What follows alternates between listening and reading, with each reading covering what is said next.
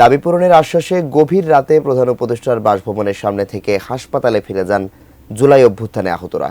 সুচিকিৎসা সহ ৭ দফা দাবিতে রোববার দিনভর রাজধানীর শ্যামলী শাহবাগের হোটেল ইন্টারকন্টিনেন্টাল মোড়ে অবস্থান নিয়ে রাতে পুলিশ ব্যারিকেড ভেঙে যমুনার সামনে আসেন আহত ও তাদের স্বজনরা। আরো জানাচ্ছেন আমিনুল ইসলাম। সুচিকিৎসা, পুনর্বাসন ও রাষ্ট্রীয় স্বীকৃতি সহ ৭ দফা দাবিতে শনিবার রাত থেকে রাজধানীর শ্যামলী এলাকায় সড়ক অবরোধ করে অবস্থান নেন জুলাই গণ অভ্যুত্থানে আহত ও তাদের স্বজনরা। মনে করি না যে তাদের চাপে আমরা বসেছি। রোববার দুপুরে দুর্যোগ মন্ত্রণালয়ে বৈঠক শেষে মুক্তিযুদ্ধ বিষয়ক উপদেষ্টা জানান, অভ্যুত্থানে নিহত ও আহতদের ব্যাপারে সর্বোচ্চ সহানুভূতি দিয়েই সিদ্ধান্ত নিচ্ছে সরকার। তাদের বিষয়টার মধ্যেও এক ধরনের অস্থিরতা আছে, যেটা হয়তো আমরা সঠিকভাবে তাদেরকে অ্যাড্রেস করতে পারছি না। আহত যারা হয়েছেন তাদেরকে যারা ক্যাটাগরি অনুযায়ী ৩ লক্ষ, ২ লক্ষ, ১ লক্ষ, ১,৫০,০০০ এরকম করে তাদেরকে এই অর্থ বছরে দেওয়া হবে।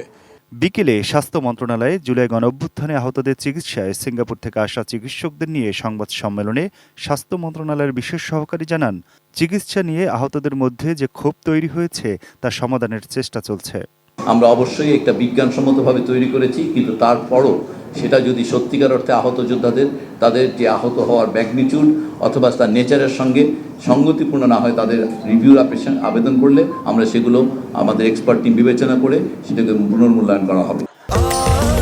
স্বাস্থ্যকর অল টাইম ফ্যামিলি কেক, সব সময় অল টাইম হেলদি লাইফ। তবে মন্ত্রণালয়ে বসে সরকারের দায়িত্বশীলদের এমন কথাতে আশ্বস্ত হতে পারেননি আহত আন্দোলনকারীরা। শাহবাগে হোটেল ইন্টারকন্টিনেন্টাল মোড়ে অবস্থান নিয়ে বিক্ষোভ করতে থাকেন তারা। পরে রাত 11:15টার দিকে তারা পুলিশের ব্যারিকেড ভেঙে প্রধান উপদেষ্টার বাসভবন যমুনার সামনে আসেন। আমরা ট্রিটমেন্ট চাইতে পারি না ভাই, আমাদের ট্রিটমেন্ট দেব, ঘরের ছেলে ঘরের ফিরিয়ে দেব। আহত আন্দোলনকারীরা প্রধান উপদেষ্টার বাসভবনের কাছে পৌঁছালে সেখানকার নিরাপত্তা জোরদার করা হয়। এ সময় সেখানে আসেন বৈষম্য বিরোধী ছাত্র আন্দোলনের আহ্বায়ক হাসনাত আব্দুল্লাহ।